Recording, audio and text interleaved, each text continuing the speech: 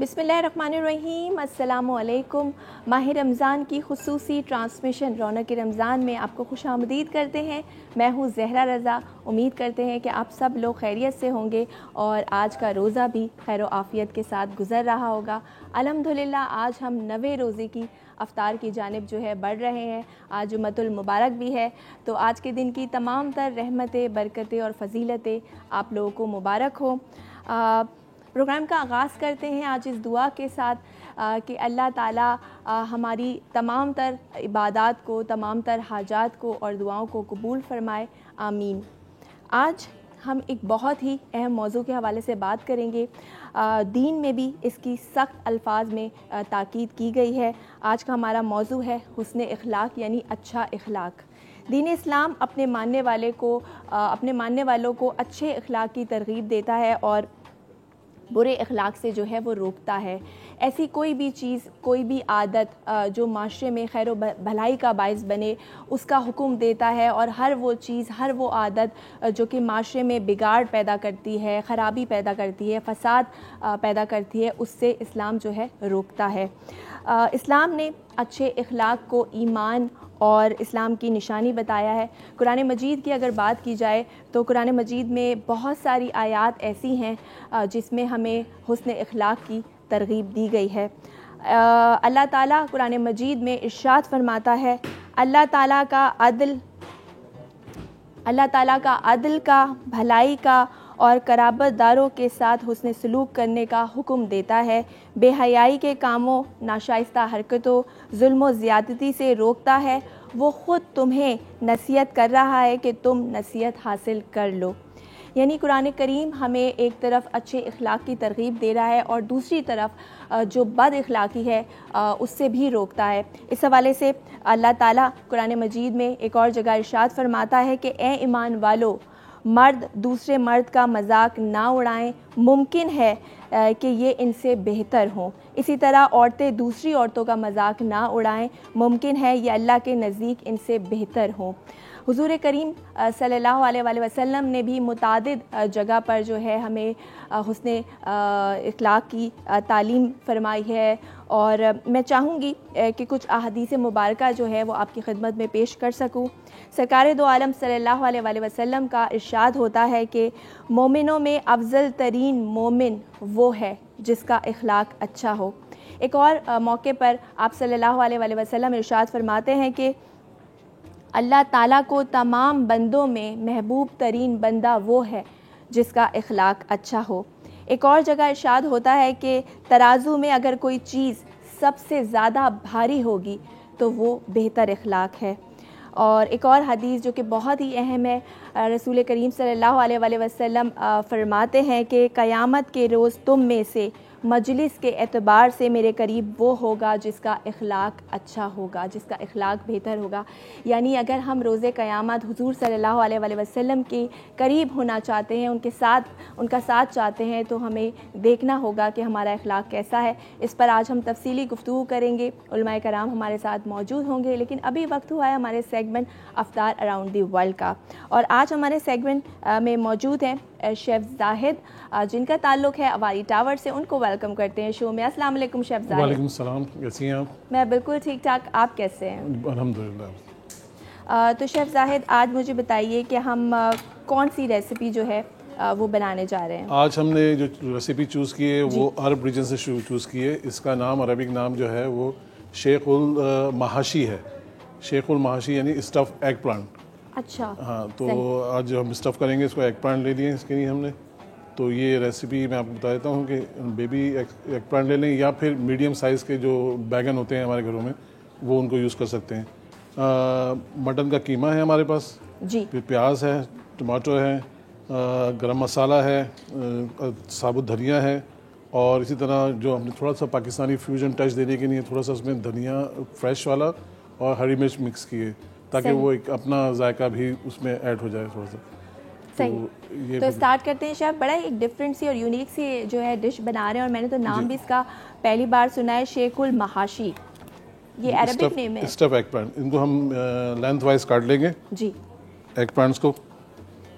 اچھا، ایک چیز خیال کیجیے گا، بڑے ایگ پلانٹ لیں تو اس کو پھر ہم سینٹر سے کٹ وغیرہ لگائیں گے تاکہ وہ ایزیلی اسٹف وغیرہ ہو جائے.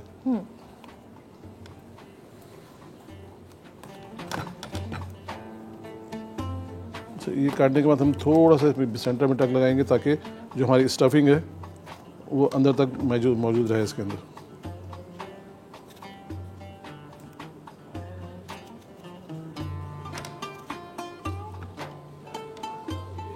اور شیف کتنے عدد ہم نے یہ لیے ہیں؟ ہم نے تقریباً 3 پیسز دیے ہیں, تقریباً 6 پیسز کے حساب سے بن جائیں گے انڈیویجول کے. اس میں ہم تھوڑا سا جو ہم رکھ دیں گے اس کو ہم اپنے ساتھ پلیٹ میں, اور اس کی جو اسٹفنگ ہے وہ بنانا شروع کریں گے. پہلے تھوڑی دیر کے لیے اس کو چھوڑ دیں گے, بنانا شروع کریں گے, لیکن ابھی وقت ہوا ایک بریک کا. کہیں مت جائیے, دیکھتی رہیے رونق رمضان.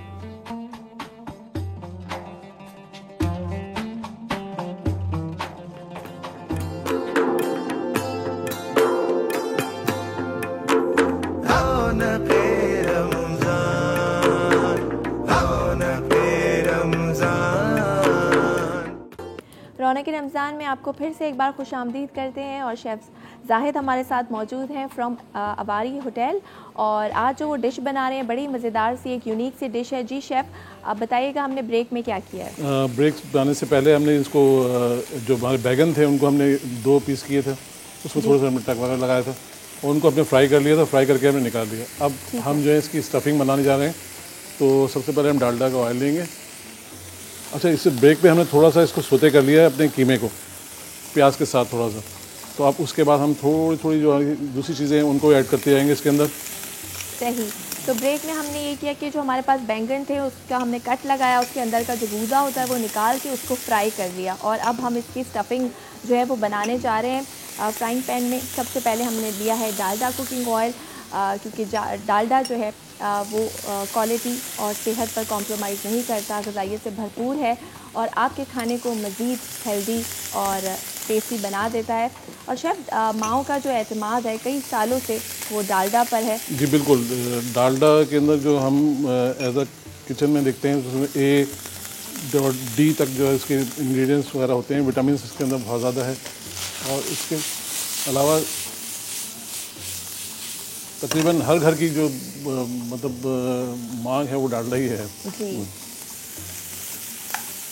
کہتے ہیں نا جہاں مامتا وہاں ڈالڈا, نہ بدلے زمانہ نہ بدلا ہے ڈالڈا. جی تو ہم آپ کو بتائیں کہ ہم نے جو اس کا قیمہ اس کے اندر بھریں گے اسٹفنگ کے لیے ہم نے بنا لیا ہے. اس میں شیف میں چاہوں گی آپ ریسیپی بھی تھوڑی ریپیٹ کر دیں. جی بالکل سادہ سی اور سمپل سی ریسیپی ہے. اس کے اندر ہم نے بیگن لیے ہیں میڈیم سائز کے, ان کو ہم نے 1-2 کر دیے, 2 پیس کر لیے ہیں. اس کے بعد ہم نے اس کے اندر جو ہم نے کیے ہیں پیاز ہے, ٹماٹر ہے, ہری مرچ ہے. ہری مرچ صرف ہم نے اپنا پاکستانی فیوژن ڈالنے کے لیے تو وہ ڈالی ہے تھوڑی سی, اور آخر میں ہرا دھنیا ہے اس کے اندر. گرم مسالہ ہے اور دھنیا پاؤڈر, ثابت دھنیا ہے. اس کو ہم نے مکس کر لیا ہے. اب ہم اس کے اندر اسٹفنگ جو ہماری تیار ہو چکی ہے, اب ہم اس کو ڈال دیں گے. اب اس کو فل کریں گے ہم. اچھا, اس کو ہم بیک بھی کر سکتے ہیں. اسٹفنگ کے اندر اسٹف کرنے کے بعد اس کے اندر ٹماٹو ساس تھوڑا سا ایڈ کرنے کے بعد ہم اس کو اپنے اوون وغیرہ کے اندر رکھ کے بیک بھی کر سکتے ہیں اس کو. صحیح.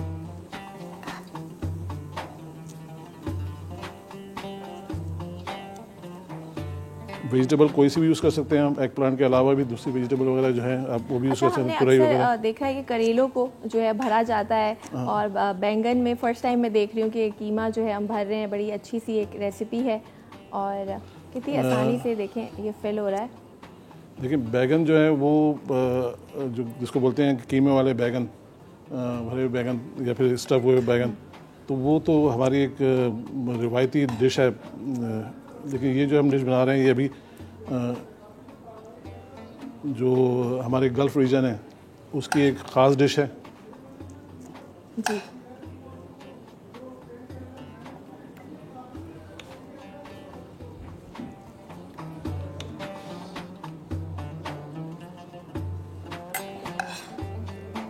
اچھا, ڈش تیار ہے ابھی ہماری. زبردست, بہت مزیدار سی اور بہت ہی آسان ریسیپی ہے. آپ نے دیکھا کتنی جلدی جو ہے وہ تیار ہو گئی ہے.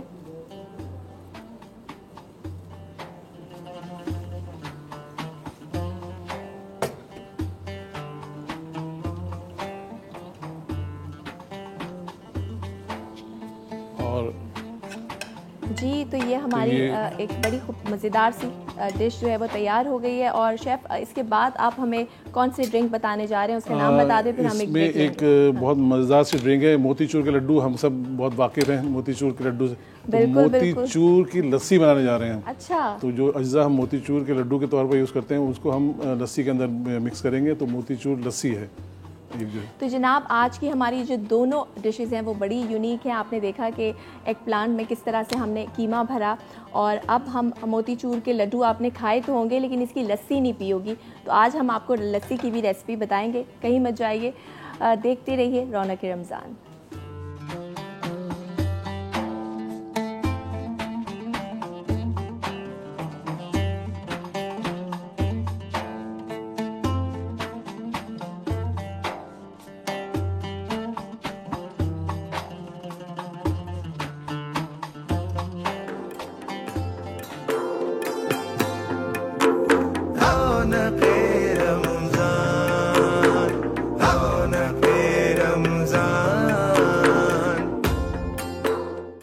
Welcome back. رونق رمضان میں ایک بار پھر سے آپ کو خوش آمدید کہتے ہیں. شیف زاہد ہمارے ساتھ موجود ہیں فرام اواری ٹاور ہوٹل, اور بڑی مزیدار سی ریسپی جو ہے وہ بتائی انہوں نے, اور وہ تیار بھی ہو چکی ہے. آپ کو ابھی ہم بتائیں گے بھی دوبارہ, کیونکہ ابھی بہت سارے ایسے لوگ ہوں گے جنہوں نے ابھی ہمیں جوائن کیا ہوگا. تو ایک بار پھر سے بتا دوں کہ آج ہم اسٹفڈ ایگ پلانٹ بنایا ہے ہم لوگوں نے, جسے آپ بھرے ہوئے بینگن کہہ سکتے ہیں. اس کے لیے ہم نے لیے ہیں اسمال سائزز کے بینگن 5 اور قیمہ ہم نے لیا ہے 500 گرام, گرم مسالہ لیا ہے 20 گرام, بلیک پیپر لی ہے 20 گرام, کورینڈر پاؤڈر لیا ہے 10 گرام, انین چاپڈ ہم نے لی ہیں 30 گرام, ٹومیٹو چاپ لی ہیں 200 گرام, اور کورینڈر فریش لیے ہم نے 10 گرام, گرین چلی لی ہے 100 گرام, اور ڈالڈا کوکنگ آئل لیا ہے. تمام اشیاء کو جو ہے ہم نے پہلے ڈالڈا کوکنگ آئل ڈالا, اس کے بعد ہم نے, میں چاہوں گی شیف تھوڑی سی آپ ریسپی بتا دیں. آئل ڈالا ہے, اس کے بعد ہم نے آنین کو سوتے کیا ہے, اور اس کے بعد قیمے کو اس کے اندر ہم نے سوتے کیا ہے, اور اس کے بعد دوسرے اجزاء کو اس کے ساتھ مکس کیا ہے. گرم مسالہ, چلی, اپنا ٹماٹوز اور کورینڈر پاؤڈر جو تھا اس کو مکس کر کے ہم نے تھوڑا پکایا ہے, بھونا ہے, جس کو نارمل لینگویج بولیں گے بھونا ہے. ہم نے بہت دیر تک ہم نے نہیں اس کو پکایا, سوتے جیسے کرتے ہیں, جیسے تھوڑا سا زیادہ بھونیں گے تو آپ وہ لیمب کی جو اپنا ایک وہ ٹیسٹ ہے نا وہ ختم ہو جائے گا. تو وہ چیزیں وہ اس لیے ہم نے اس کو تھوڑا جھٹپٹ سی چیز رکھی ہے. صحیح. اور اس کو بھوننے کے بعد ہم نے اس کو سمپلی جو بینگن ہے اس کے اندر فل کر دیا ہے, اور یہ ہمارے اسٹف ایگ پلانٹ جو ہے وہ تیار ہو چکے ہیں. اور نیکسٹ ریسیپی جو شیف نے ہمیں بتائی وہ ہے موتی چور کی لسی. تو اس کے لیے کیا کیا انگریڈینٹس ہم نے موتی چور کی لسی کے نارمل ہم کوئی زیادہ انگریڈینٹ نہیں ہے ہمارے پاس. ابھی ہمارے پاس موتی چور کے لڈو لیے ہیں ہم نے, دہی ہے ہمارے پاس, دودھ ہے, اور شوگر ہے تھوڑی سی. تو سمپل سی لسی جو نارمل گھروں میں لسی بنتی ہے وہی ہے, صرف اس کے اندر ہم نے فیوژن کیا ہے, تھوڑا سا ایڈ کیا ہے موتی چور کا. تو بس وہ موتی چور کا لڈو اس لیے ہے. اچھا, ایک لڈو ہم جو ہے اس میں الگ سے ڈال دیں گے تھوڑے سے گلاس کے اندر, تاکہ جب بلینڈ کریں تو یہ الگ سا وہ ٹیسٹ آ جائے. ٹھیک ہے. اور باقی ہم جو ہیں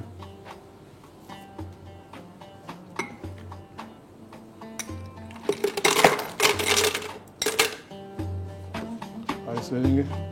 اس کے بعد تھوڑا سا ہم نے دہی لے لیا اپنا,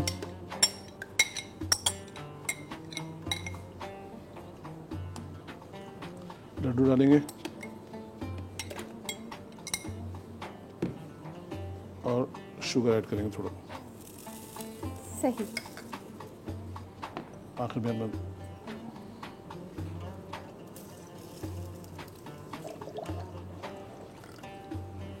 بڑی ڈفرینٹ سی اور مزیدار سی ریسیپی لگ رہی ہے. اس کو ٹرائی کریں گے کہ یہ کتنا مزیدار ہے. جی بالکل.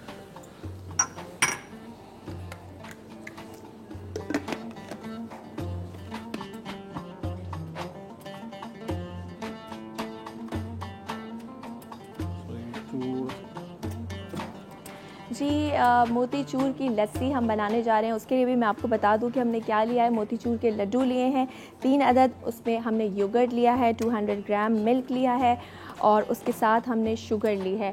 اور لسی تو آپ نے بہت پی ہوں گی, نمکین لسی, میٹھی لسی, لیکن آج ہم نے اس میں ایڈ کیا ہے موتی چور, جو کہ ایک ریفریشنگ سی ڈرنک ہوگی, اور خاص طور پہ ان لوگوں کے لیے جن کی شوگر لیول ذرا ڈاؤن رہتی ہے روزے رکھنے سے, تو وہ یہ ڈرنک پی سکتے ہیں.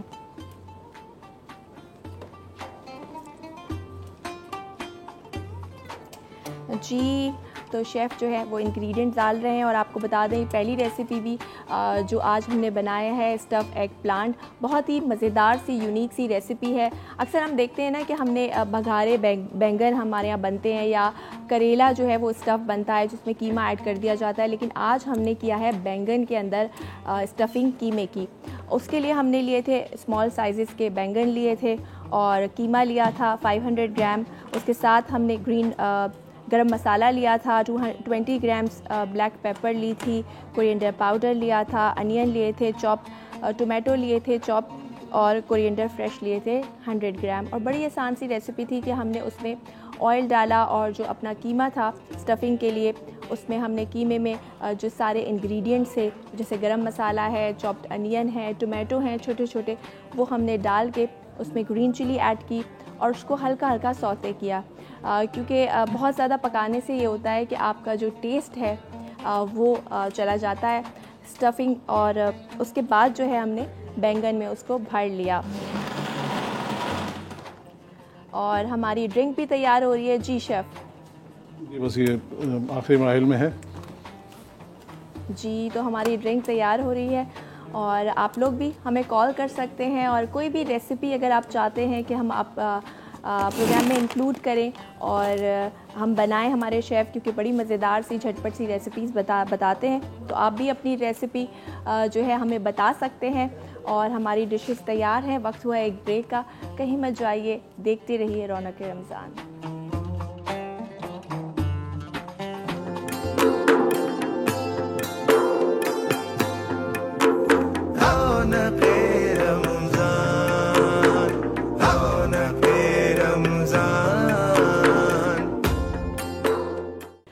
جی ویلکم بیک. رونق رمضان میں ایک بار پھر سے آپ کو خوش آمدید کرتے ہیں. اور آج کا جو ہمارا موضوع ہے جیسے کہ میں نے سٹارٹنگ میں بھی بتایا کہ ہم حسن اخلاق کے بارے میں بات کر رہے ہیں, اور دین اسلام بھی ہمیں اچھے اخلاق کی ترغیب دیتا ہے اور برے اخلاق سے منع کرتا ہے. اللہ تعالیٰ کی بے شمار آیات ہمیں قرآن کریم میں ملتی ہیں. رسول کریم صلی اللہ علیہ وسلم ہمیں احادیث کے ذریعے سے یہ پیغام دیتے ہیں. ائمہ کرام کی بات کریں تو وہ اپنے اقوال کے ذریعے ہمیں بتاتے ہیں کہ حسن اخلاق کرو, اچھائی کرو, اچھے اخلاق کے ساتھ دوسروں کے ساتھ پیش آؤ. اور کہتے ہیں نا کہ بلکہ کہتے ہیں نہیں, یہ تو مولا کائنات حضرت علی علیہ السلام کا قول ہے کہ انسان اپنی زبان کے پیچھے پوشیدہ ہوتا ہے. کبھی کبھار ہم اپنی زبان سے کچھ اتنے سخت الفاظ نکالتے ہیں, کچھ اتنے تکلیف دہ الفاظ نکالتے ہیں دوسروں کے لیے کہ اس کو ایسا گھاؤ لگتا ہے کہ وہ زندگی بھر نہیں بھرتا. اور یہ بھی کہا جاتا ہے کہ جو چھری کا گھاؤ ہوتا ہے وہ بھر جاتا ہے, لیکن آپ کے جو الفاظ کا گھاؤ ہوتا ہے وہ زندگی بھر نہیں بھرتا. تو آج اس حوالے سے بات کریں گے کہ اچھا اخلاق کس طرح سے ہم اپنا سکتے ہیں, دوسروں کے ساتھ اچھائی کس طرح کر سکتے ہیں, ڈیٹیل میں بات کریں گے. ہمارے ساتھ اس وقت موجود ہیں مفتی ارشاد حسین سیدی صاحب, ان کو ویلکم کرتے ہیں. السلام علیکم. وعلیکم السلام ورحمۃ اللہ. کیسے ہیں مفتی صاحب؟ الحمدللہ بالکل. مفتی صاحب بہت ہی اچھا ٹاپک ہے اور اس پہ بات کرنا بھی بے حد ضروری ہے. حسن اخلاق, اچھا اخلاق. میں چاہوں گی کہ آپ قرآن و حدیث کی روشنی میں اس پر نظر ڈالیں, اس کی اہمیت کو بیان کریں. جی یقیناً یہ ایک ایسا موضوع ہے کہ اگر ہماری سمجھ میں آ جائے تو ہماری شخصیت ایسی نکھر جائے کہ دیکھنے والوں کو بھی اچھی لگے اور خود ہمیں بھی اس کی اچھی خوشبو آئے. اچھا اخلاق یہ انسان کے لیے اس کی شخصیت کا حسن ہے, اور اللہ رب العزت نے اپنے حبیب مکرم صلی اللہ علیہ وسلم کے اخلاق کے بارے میں ارشاد فرمایا.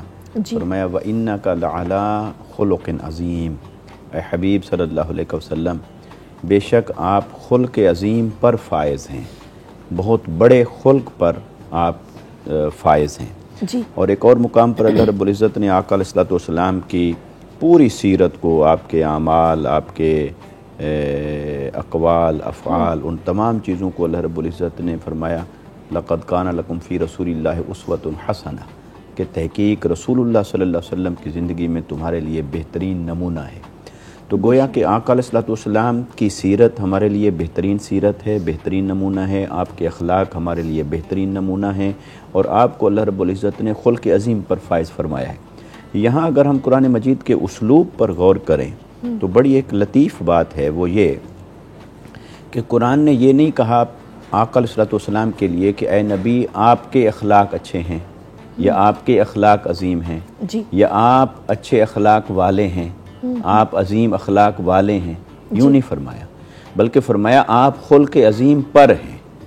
اور اس کا عربی کے اعتبار سے مفاد یہ حاصل ہوتا ہے ہمیں مفہوم سمجھنے میں کہ آقا علیہ السلام کے اخلاق کے لیے اخلاق کو فی نفس ہی کرائیٹیریا نہیں بنایا، یعنی ایسا نہیں ہے کہ آقا علیہ السلام کی شخصیت کو پرکھنے کے لیے اخلاق کو ایک سٹینڈرڈ بنایا گیا ہو کہ آپ یہ اچھے اخلاق ہیں اور آپ نے ان اچھے اخلاق کو اڈاپٹ کر رکھا ہے تو لہٰذا آپ کے اخلاق اچھے ہوئے۔ یہ تھیم یوں نہیں ہے، بلکہ قرآن کہتا ہے وَإِنَّكَ لَعَلَىٰ خُلُقٍ عَظِيمٍ، اے حبیب صلی اللہ علیہ وسلم جو آپ کے اخلاق ہیں وہی خلق عظیم ہے۔ گویا خلق عظیم کے لیے جو کرائیٹیریا ہے وہ وہی ہے جو آقا علیہ السلام کی سیرت کے اندر نمونہ ہے، وہی اخلاق کے لیے ہے۔ اور پھر یہاں علا کا لفظ ہے تو علا علو سے ہے، یہ بلندی کو کہتے ہیں، اونچا ہونا، تو یعنی اس میں پھر یہ معنی بھی پنہا ہے کہ تمام انسان اخلاقیات کے جس بلند رتبے تک بھی پہنچیں گے، اخلاقیات کے جس اونچے مقام تک پہنچیں گے، اور وہاں سے کھڑے ہو کر اگر نبی مکرم صلی اللہ علیہ وسلم کے اخلاق حسنہ کو دیکھا جائے گا تو آپ تمام انسانوں کے اخلاق حسنہ سے بھی بلند کھڑے ہوں گے اپنے خلق کے اعتبار سے۔ تو آپ خلق کے اعتبار سے ساری کائنات سے بلند ہیں، تمام، حتیٰ کہ انبیاء کرام سے آپ کو اللہ نے فضیلت عطا فرمائی، اور پھر حضور کی ذات کے لیے اخلاق کو نہیں معیار بنایا بلکہ اخلاق کے لیے حضور کی ذات کو معیار بنایا ہے۔ جس چیز کو گویا حضور نے پسند فرمایا وہ اچھے اخلاق میں، جس کو آپ نے اڈاپٹ کیا وہ اچھا اخلاق کہلائے گا، جس کو آپ نے ناپسند کیا اور آپ نے چھوڑ دیا، دھتکار دیا، وہ برے اخلاق میں شمار ہوگا۔ تو یہ کتنا بڑا اسلوب ہے قرآن کا جو ہمیں آقا علیہ السلام کے اخلاق کی طرف متوجہ کرتا ہے۔ بالکل بالکل آپ نے صحیح کہا، اور جو وجہ ہے تخلیق کائنات ہے جس کی اگزامپل آپ ہمیں دے رہے تھے، اور ہم ان کے امتی ہیں۔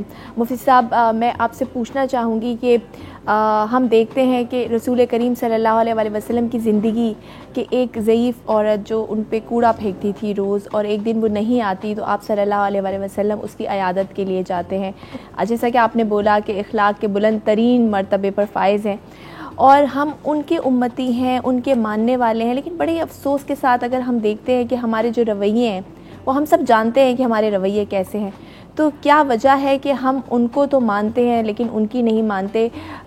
یہ بات میں آپ سے پوچھوں گی، لیکن فی الحال وقت ہوا ایک بریک کا، کہیں مت جائیے، دیکھتے رہیے رونق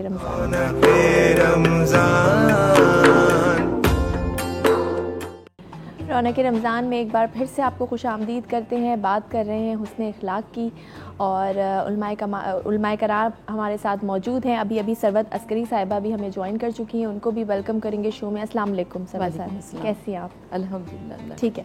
مفتی صاحب ہم بریک پہ جانے سے پہلے جیسے کہ میں نے سوال کیا تھا آپ سے کہ رسول کریم صلی اللہ علیہ وسلم کی زندگی ہم سب کے لیے ایک مشعل راہ ہے، ہم سب کے لیے اگزامپلز ہیں، اور آپ نے جس طرح سے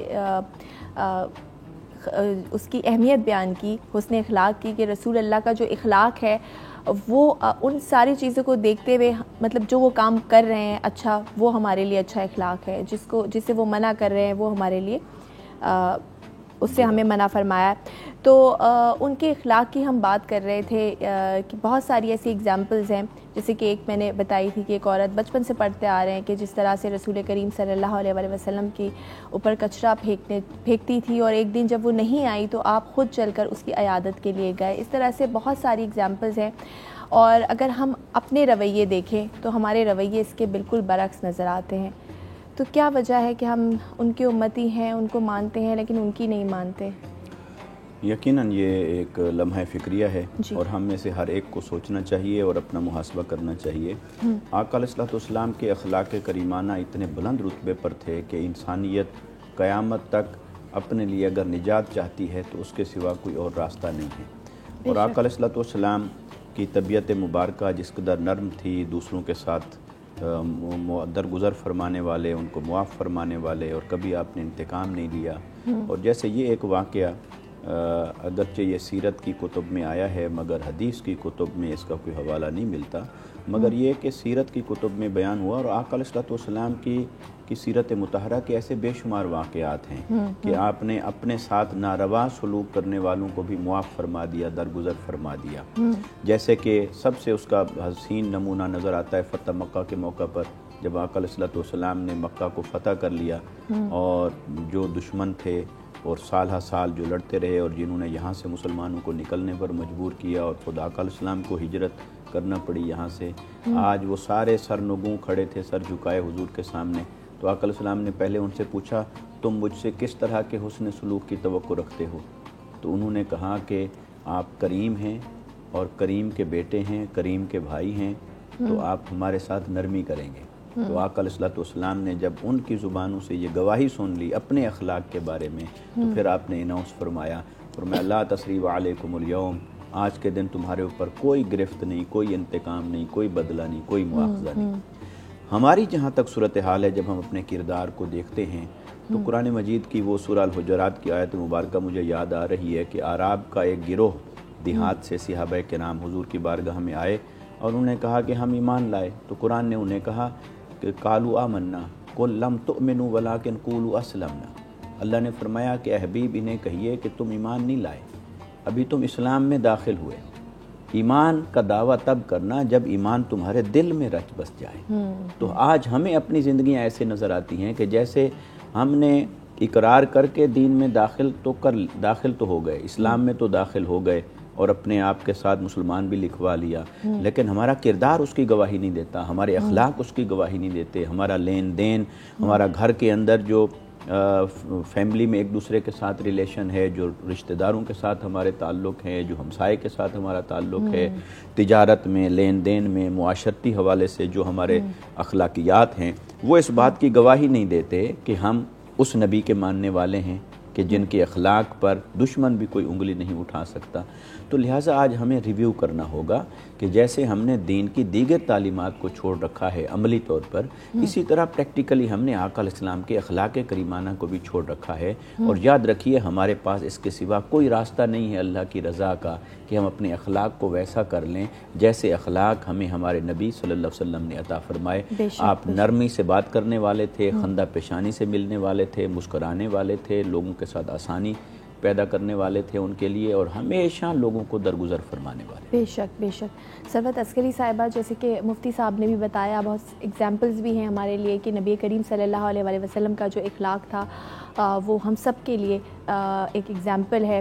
اور آل رسول کی بات کریں تو بھی جس طرح ہم دیکھتے ہیں کہ پتھر کھا کر بھی جو ہے دعا کر رہے ہیں، یا اپنے دشمن کو پانی پلا رہے ہیں۔ امام زین العابدین کی اگر بات کریں، بھائی کے قاتل جو ہے اس کو پانی پلا رہے ہیں، تو ایسا اخلاق۔ اور یہاں پر میں یہ بھی جاننا چاہوں گی کہ اکثر ہم یہ سمجھتے ہیں نا کہ اخلاق کا مطلب یہ ہے کہ کوئی آپ سے اچھی طرح بات کر رہا ہے تو ان ریٹرن آپ بھی اس سے اچھی طرح بات کر رہے ہیں، اچھے اخلاق سے پیش آ رہے ہیں۔ لیکن اصل میں اخلاق، میں چاہوں گی تھوڑا سا آپ اس پہ روشنی ڈالیں کہ اگر کوئی آپ کے ساتھ برے اخلاق سے پیش آ رہا ہے، آپ کے ساتھ بری طرح بات کر رہا ہے، اور آپ اس کے ساتھ حسن اخلاق سے پیش آ رہے ہیں۔ بسم اللہ الرحمن الرحیم۔ السلام علیکم۔ آپ سب کو ماہ رمضان المبارک کے جمعے کی مبارکباد دیتے ہوئے، اس لیے کہ سید الایام اور الحمدللہ ہم نے آج کا روزہ افطار کر لیا، اور دعا یہی ہے کہ پاک پروردگار عالم ہمارے ان روزوں کو، نمازوں کو، دعاؤں کو، عبادات کو مقبول فرما لے، آمین ثم آمین۔ اللہ کے رسول صلی اللہ علیہ وآلہ وسلم کے لیے قرآن مجید میں ارشاد ہو رہا ہے کہ لقد کان لکم فی رسول اللہ اسوۃ حسنہ، یعنی اللہ کے رسول صلی اللہ علیہ وآلہ وسلم کی پوری زندگی ہمارے لیے باعث ہدایت ہے، مشعل ہدایت ہے۔ اور اگر ہم اس زندگی کے اوپر اللہ کے رسول صلی اللہ علیہ وآلہ وسلم کے غور و فکر کرتے ہیں تو ہم کو، جیسا کہ ابھی آپ نے فرمایا کہ اللہ کے رسول صلی اللہ علیہ وآلہ وسلم کے ایک راستے سے گزرا کرتے تھے، اس راستے میں ایک بڑھیا کا مکان آیا کرتا تھا، اور وہ بڑھیا حضور نبی کریم صلی اللہ علیہ وآلہ وسلم کے راستے میں कूड़ा फेंका करती थी। और एक मरतबा, 2 मरतबा नहीं बल्कि कई मरतबा ये हुआ, अगर मेरे और आपके साथ ये होता तो हम तो शायद रास्ता बदल लेते। लेकिन वो रास्ता नहीं बदलेंगे जो कि राहबर हों, जो कि रहनुमा हों, जो कि दुनिया को रास्ता दिखाने के लिए आए हों। रास्ता हम जैसे बदला करते हैं वैसे नहीं बदला करते। तो अल्लाह के नबी सल्लल्लाहु अलैहि वसल्लम ने ना सिर्फ ये कि रास्ता नहीं बदला, बल्कि जब एक मरतबा कई रोज़ गुजर गए और उस बुढ़िया को नहीं देखा तो हुज़ूर नबी करीम सल्लल्लाहु अलैहि वसल्लम ने पूछा किसी से कि वो बूढ़ी औरत कहाँ गई। पता चला कि वो बीमार है। आका सल्लल्लाहु अलैहि वसल्लम उसकी ताज़ियत के लिए, उसकी अयादत के लिए तशरीफ़ ले गए। और जब उसकी अयादत के लिए तशरीफ़ ले गए तो उसने, वो जो बीमार थी वो उठकर बैठ गई। उसने कहा कि मोहम्मद, कमज़ोर जानकर इंतकाम लेने आए हो? हुज़ूर नबी करीम सल्लल्लाहु अलैहि वसल्लम ने फरमाया कि नहीं, मैं अयादत करने के लिए आया हूँ। और बस जब लफ्ज़ अयादत सुना तो उसने कलमा पढ़ा, क़बूल इस्लाम कर लिया। तो मुझे कहने की इजाज़त दीजिए कि हमारे यहाँ ये जो एक रवैया तासुर चल निकला है कि जी इस्लाम तलवार के ज़ोर से फैला और दश्त दश्त दरिया भी न छोड़े हमने। नहीं, इस्लाम फैला है हुज़ूर नबी करीम सल्लल्लाहु अलैहि वसल्लम और उनके आला इखलाक से और उनके किरदार के, उनके ख़ानदान के किरदार से।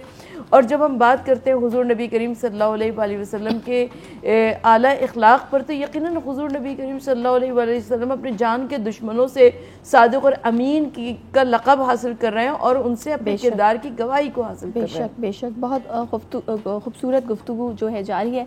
लेकिन फ़िलहाल यहाँ वक्त हुआ एक ब्रेक का, कहीं मत जाइए। मिलते हैं एक छोटी सी ब्रेक के बाद। देखते रहिए रौनक रमज़ान।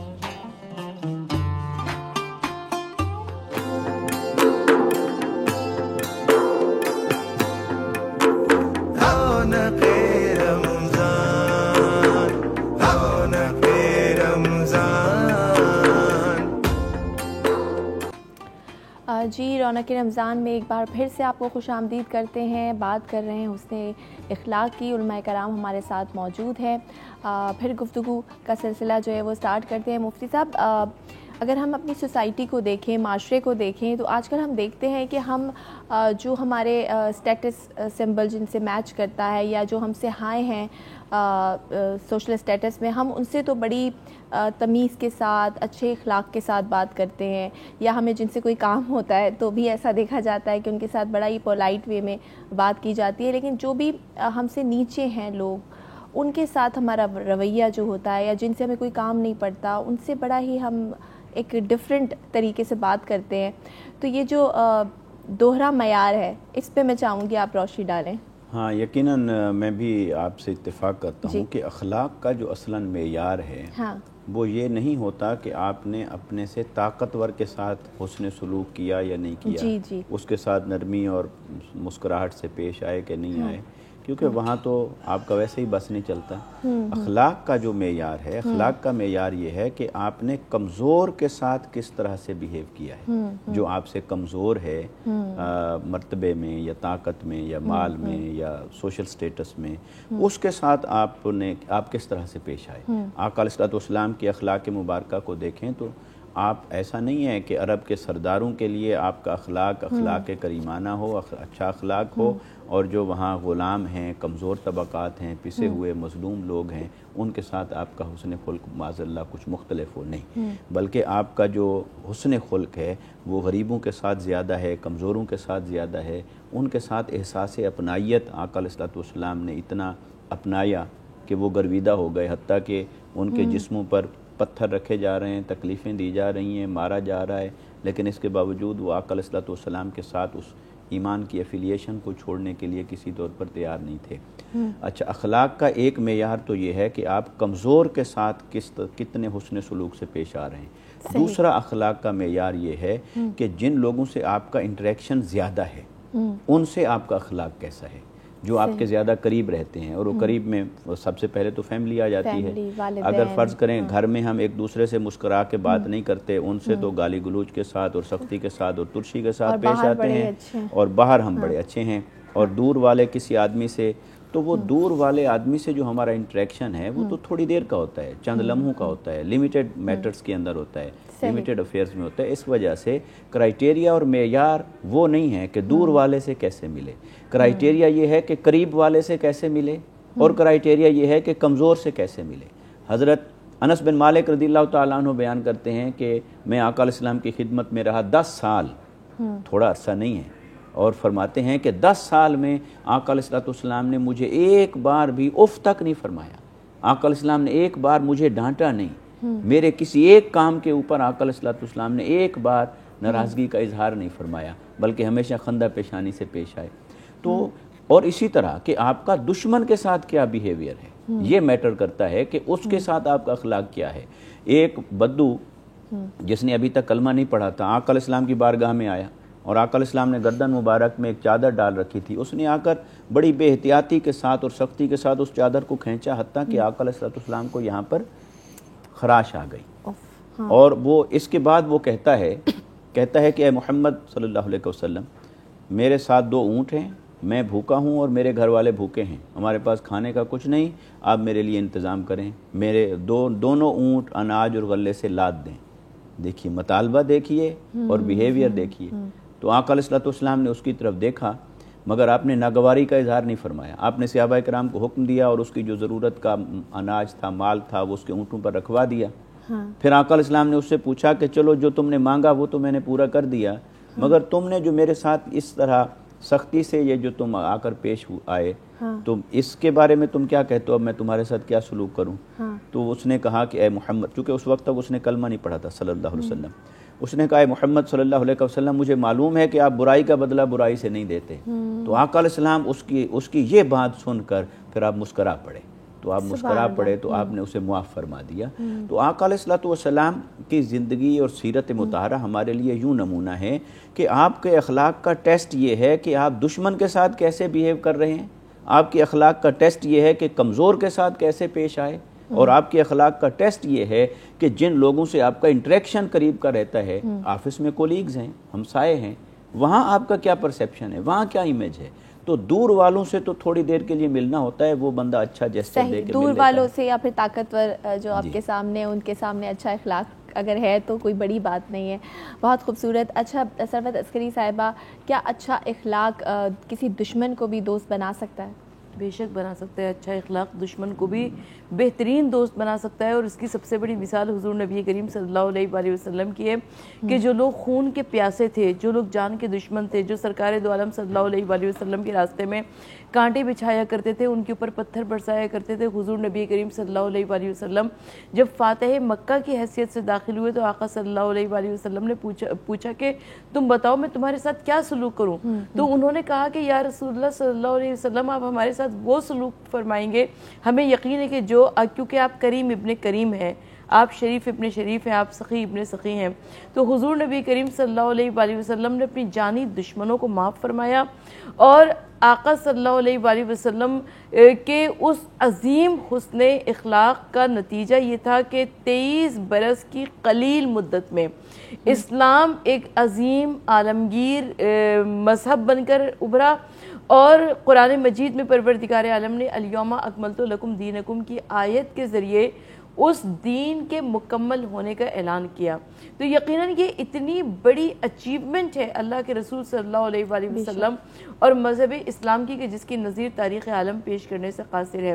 حضور نبی کریم صلی اللہ علیہ وآلہ وسلم نہ صرف یہ کہ خود اپنی ذات میں دوسروں کے لیے نافع تھے، بلکہ حضور نبی کریم صلی اللہ علیہ وآلہ وسلم کا پیارا گھرانہ بھی کس طریقے سے خلق خدا کی خدمت کیا کرتا تھا کہ امام زین العابدین علیہ السلام رات کے اندھیروں میں اپنی پشت کے اوپر اناج کی بوریاں لاد کر لوگوں کے گھروں پر پہنچایا کرتے تھے.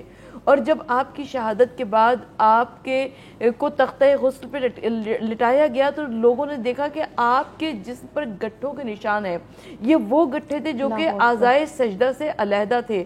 تو معلوم یہ ہوا کہ آپ دن میں لوگوں کے گھروں کے اوپر پانی کی مشق سے ذریعے پانی پہنچایا کرتے تھے. جن گھروں میں مرد نہیں ہوا کرتے تھے ان گھروں میں پانی پہنچایا کرتے تھے، اور تمام غربا اور مساکین کے واسطے راتوں کو کھانا پہنچایا کرتے تھے، اناج کی بوریاں لاد لاد کر پہنچایا کرتے تھے. تو یہ اتنی بڑی مثالیں ہمارے پاس کہ جن مثالوں کی نظیر تاریخ عالم پیش کرنے سے قاصر ہے. بے شک بے شک، بالکل آپ نے صحیح فرمایا. مفتی صاحب، آج کل جیسے کہ ہمارے پاس اتنی اگزامپلز ہیں اہل بیت کی، رسول کریم صلی اللہ علیہ وآلہ وسلم کی پوری زندگی ہمارے لیے مشعل راہ ہے، لیکن اس کے باوجود رویے ہمارے ویسے نہیں ہوتے. تو میں چاہوں گی کہ جو بگاڑ ہے معاشرے میں، اکثر ہم اپنے بڑوں سے، اپنے والدین سے یہ جملہ سننے کو ہمیں ملتا ہے کہ پہلا زمانہ ایسا نہیں تھا، یا ہمارے زمانے میں یہ نہیں ہوتا تھا. آج کل لوگوں میں، بچوں میں اخلاقیات ختم ہو رہی ہے، بدتمیزی سے بچے جو ہے پیش آتے ہیں. تو بگاڑ کہاں ہے؟ کیا والدین کی تربیت میں کوئی کمی ہے، یا کیا کہیں؟ دیکھیں، جب کوئی خرابی پیدا ہوتی ہے تو اس کی ملٹیپل ریزنز ہوتی ہیں.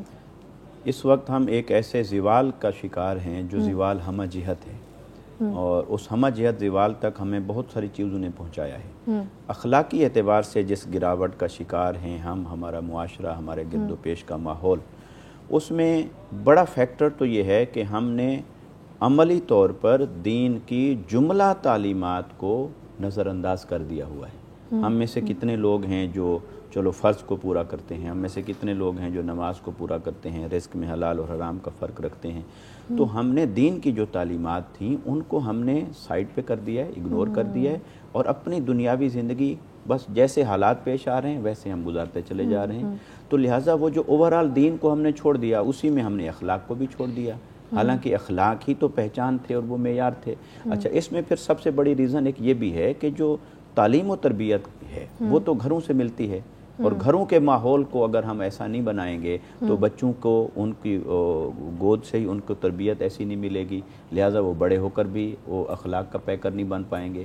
اچھا، پھر گھر سے نہ ملا معاشرے سے مل جاتا، معاشرے سے نہ ملا تعلیمی اداروں سے مل جاتا، تعلیمی اداروں سے نہ ملا تو کسی ماحول سے مل جاتا. تو جب وہ ہر جگہ ویرانی ہی ویرانی ہو تو اس کا نتیجہ یہی نکلتا ہے. مگر چونکہ فتنہ قیامت کے قریب بڑھے گا اور اب بھی بڑھتا جا رہا ہے، تو ہماری جو اس میں سلوشن ہے وہ ایک ہی ہے، آج ہی پلٹ آئیں، کوئی دیر نہیں ہوئی، قرآن کی طرف آ جائیں، حضور کی سیرت کی طرف آ جائیں، اہل بیت اطہار کے اخلاق کی طرف آ جائیں، اور اپنے اسلاف اور اکابرین کی سیرت کی طرف آ جائیں. بالکل صحیح، بالکل صحیح.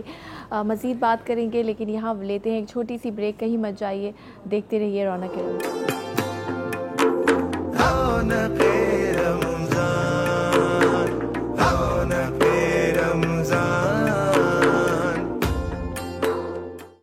جی. رونق رمضان میں ایک بار پھر سے آپ کو خوش آمدید کرتے ہیں. بات کر رہے ہیں حسن اخلاق کی. علماء کرام ہمارے ساتھ موجود ہیں، مفتی ارشاد حسین سیدی صاحب اور ڈاکٹر ثروت عسکری صاحبہ. بہت ہی خوبصورت گفتگو جو ہے جاری ہے. ثروت صاحبہ، آپ کی طرف آؤں گی. اخلاقیات کی ہم بات کر رہے ہیں، حسن اخلاق کی. تو ایک ماں کا جو کردار ہوتا ہے، کہتے ہیں وہ بڑا اہم ہے، اور وہ ایک بچے کی تربیت نہیں کرتی بلکہ نسلوں کی، کہتے ہیں، تربیت کرتی ہے. تو اگر بچوں کو ابتدا میں ہی گھر سے ہی انہیں حسن اخلاق سکھایا جائے، اچھے اخلاقیات سکھائے جائیں، تو ایک بہترین معاشرہ تشکیل پا سکتا ہے. تو کوشش تو ہر ماں کی یہی ہوتی ہے، لیکن کہیں نہ کہیں پھر بھی کچھ مس ہو رہا ہے. کچھ میں چاہوں گی کہ آپ بتائیے کہ ماں کا کردار کتنا اہم ہے، کتنا ویلیویبل ہے.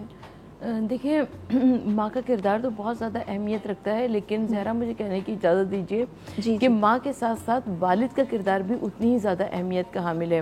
اور میرا یہ یقین ہے کہ اگر کوئی باپ اپنے بچوں کے سامنے بار بار اپنی بیوی کی بے عزتی کرتا ہے یا اس کے ساتھ برا رویہ، برا سلوک کرتا ہے، تو وہ در حقیقت اپنے بیٹوں کو ٹرینڈ کر رہا ہوتا ہے کہ کل جب تم اس جگہ پر پہنچنا، جب تم شادی شدہ ہونا اور جب تمہاری اپنی بیویاں ہوں گی تو تم ان کے ساتھ کیسا سلوک کرو گے. تو یہی وجہ ہے کہ بہت ہماری زندگیوں میں ہم جو بہت سارے مرتبہ اس طرح کے مشکل حالات دیکھتے ہیں تو وہ اسی وجہ سے ہوتے ہیں، کیونکہ لڑکوں کے سامنے اچھی مثالیں موجود نہیں ہیں، لڑکیوں کے سامنے اچھی مثالیں موجود نہیں ہیں. اب جب وہ اچھی مثالیں موجود نہیں تو اس کی بنا پر ہم دیکھتے ہیں کہ آج گھروں میں بہت زیادہ تفرقے، پریشانیاں موجود ہیں. اور جس طرح کہ ابھی آپ نے فرمایا کہ حضور نبی کریم صلی اللہ علیہ وآلہ وسلم اور ان کا پاک گھرانہ ہمارے لیے ہر طریقے سے رول ماڈل ہے.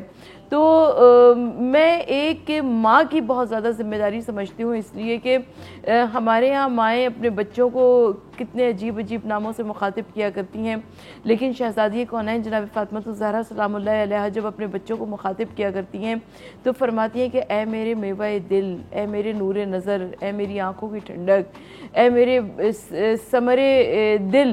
یعنی اتنا خوبصورت طریقے سے جناب سیدہ سلام اللہ علیہ مخاطب کرتی ہیں اپنے بچوں کو، یہ بہت زیادہ اہمیت کا حامل ہے۔ اس کے علاوہ ہم ایسی کل کتابیں قابل ضبطی سمجھتے ہیں کہ جن کو پڑھ کے بچے باپ کو خبتی سمجھتے ہیں۔ ایک ماں کی ذمہ داری یہ ہے کہ وہ اس جنریشن گیپ کو دور کرنے کی کوشش کرے کہ جو در حقیقت والدین میں اور بچوں کے درمیان میں ہے، یا باپ اور بچوں کے درمیان میں ہے۔ اور اس کی پھر بہترین مثال میں جناب سیدہ سلام اللہ علیہ کے گھر سے دوں گی کہ جب حضور نبی کریم صلی اللہ علیہ وآلہ وسلم خطبہ ارشاد فرمایا کرتے تھے تو جناب امام حسن مجتبی عالم کمسنی میں تھے، لیکن وہ آ کر اماں جان کو پورے خطبے کے مندرجات سنایا کرتے تھے۔ ایک مرتبہ کیونکہ جناب سیدہ سلام اللہ علیہ روز مولا کائنات علی بن ابی طالب علیہ السلام کو ساری تفصیلات سنایا کرتی تھی، تو مولا کائنات نے پوچھا کہ کیسے ممکن ہے کہ حسن اس کمسنی میں اتنی ساری باتیں بتاتے ہوں، اور کہا کہ کل میں آ کر چھپ جاؤں گا گھر میں۔ اور جب امام حسن مجتبی علیہ السلام نے بتانا شروع کیا تو کہا کہ اماں جان مجھے محسوس یہ ہوتا ہے کہ جیسے کوئی بڑا میری گفتگو کو سن رہا ہے۔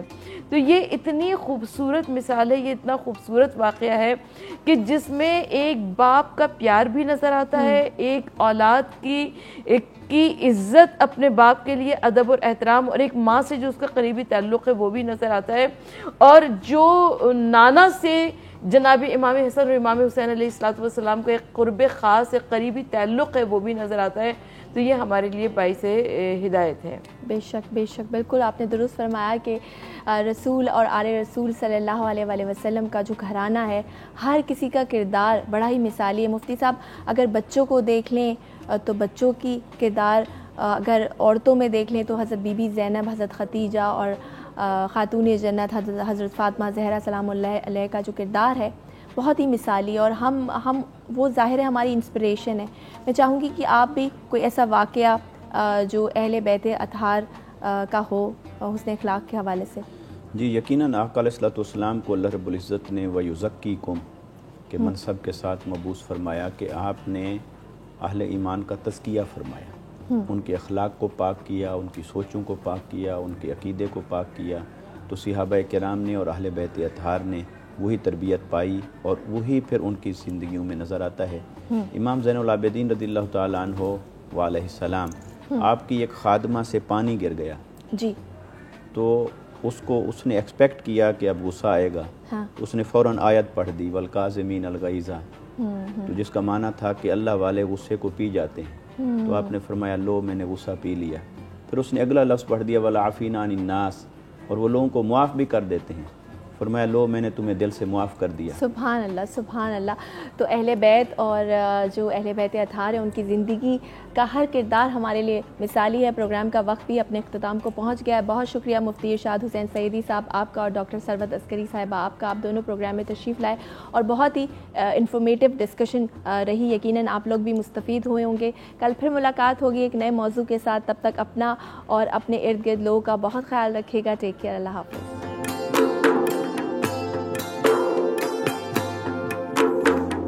رونق